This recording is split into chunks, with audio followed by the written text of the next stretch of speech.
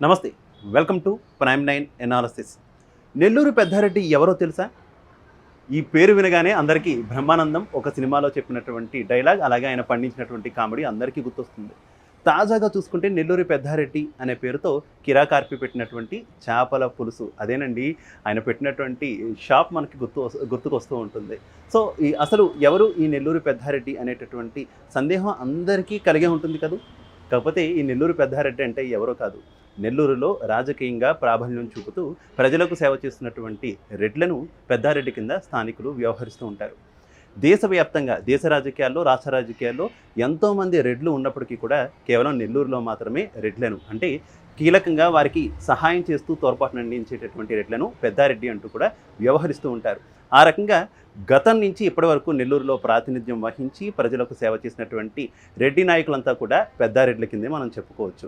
ఇక నెల్లూరు పెద్దారెడ్డి పేరు మీద కిరాకార్పి పెట్టినటువంటి షాప్ సంగతి మనందరికీ తెలిసిందే, రెస్టారెంట్ సంగతి మనందరికీ తెలిసింది. ఆయన దగ్గర చేపల పులుసు చాలా టేస్టీగా ఉంటుందని కొంతమంది అంటుంటే, లేదు అది చాలా ధర ఎక్కువ, అంత ధర పెట్టి కొనాల్సిన అవసరం లేదు అంటూ కూడా కొంతమంది కామెంట్లు చేసేవాళ్ళు ఉంటారు. తాజాగా కొంతమంది వ్యక్తులు కిరాకార్పిని కలిశారు. వెళ్ళి ఏంటి అసలు ఈ నెల్లూరు పెద్దారెడ్డి చేపల పులుసు, అలాగే ఎందుకు దానికి అంత రేటు అంటూ తదితర వివరాలన్నీ కూడా అడిగి తెలుసుకునే ప్రయత్నం చేశారు. ఈ నేపథ్యంలోనే ఒక సందేహాన్ని కూడా, అంటే మనందరికీ ఉన్నటువంటి కామన్ సందేహాన్ని అక్కడ కూడా వ్యక్తపరిచినటువంటి సిచ్యువేషన్. ఎవరు ఈ నెల్లూరు పెద్దారెడ్డి అని కిరాకార్పిని అడిగే ప్రయత్నం చేశారు. అయితే కిరాకార్పి కూడా ఆశ్చర్యకరంగా నాకు ఆ నెల్లూరు పెద్దారెడ్డి ఎవరో తెలియదంటూ కూడా సమాధానం చెప్పడం విశేషం.